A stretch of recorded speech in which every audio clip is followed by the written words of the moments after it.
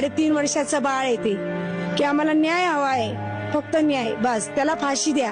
3 वर्षाच्या चिमुकलीवर नराधमाकडून अत्याचार, पुरावे नष्ट करण्यासाठी तिचे डोके दगडाने ठेचून केली निर्घृण हत्या. नाशिक हादरलं. नाशिक जिल्ह्यात एक धक्कादायक घटना समोर आली आहे.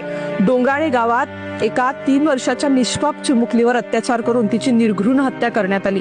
या घटनेमुळे संपूर्ण परिसर हादरला आहे. मिळालेल्या माहितीनुसार पीडित मुलगी आपल्या कुटुंबासोबत गावात राहत होती. आरोपीने मुलीवर अत्याचार केला आणि हा प्रकार उघड होऊ नये म्हणून तिला दगडाने ठेचून मारले.